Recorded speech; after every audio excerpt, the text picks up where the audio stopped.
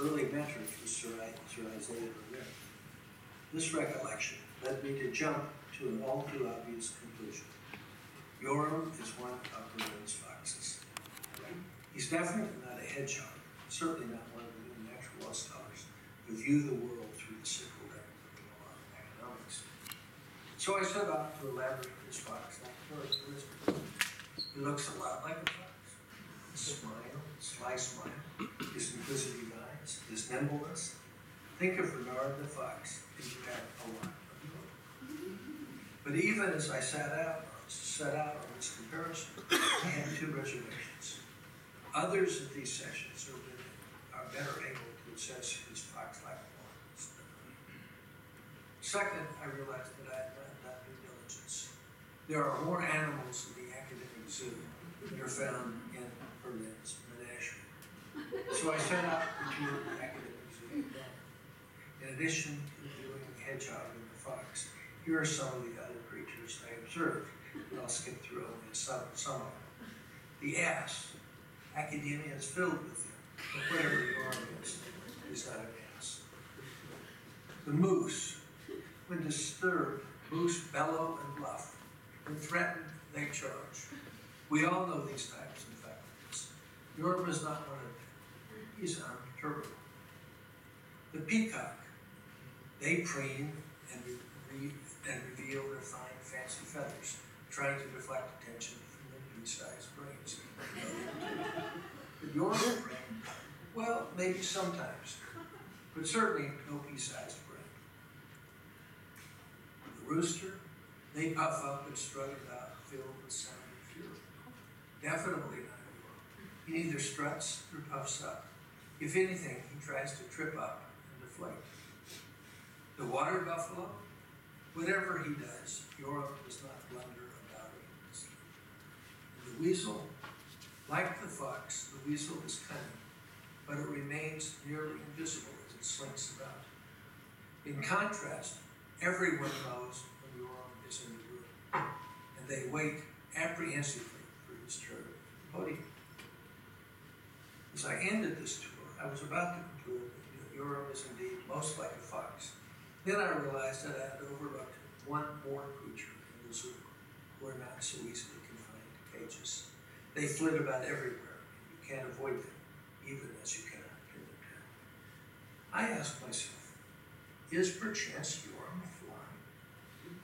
There are so many associations with flies that it may be indecent of me even to raise this question. Still consider, not a fly. Not any fly, not a butterfly, not a dragonfly, not a mayfly. What about a gadfly? Think about it. A gadfly, like a fox, is nimble and impatient, but unlike a fox, it keeps circling about, considering things again and again from various perspectives. It also delves into crevices and crannies and paths unknown.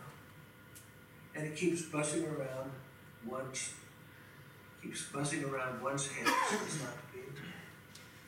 Furthermore, gadflies possess the tenacity that foxes like.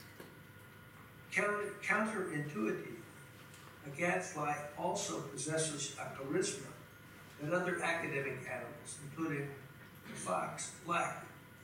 Its buzzing around may be annoying, but its objects of attention do not swat it away. The gadfly induces even a sloth to pay attention, and it enables the brilliant to extend their reach.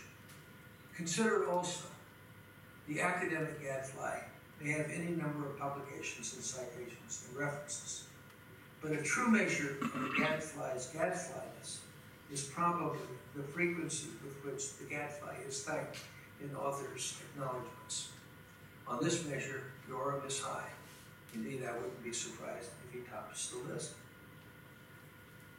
The paradigm of the academic gadfly is, of course, Socrates. Socrates spent his life buzzing about in an effort to clarify and establish truths. Yoram has an enviable record of producing indisputable conclusions and findings grounded in solid fact. But his work that I know best contains some form of buzz that forces the reader to think to rethink the obvious, to see things in a new light, and to invite us to bury ourselves in the seemingly arcane for the pure and simple joy of doing so.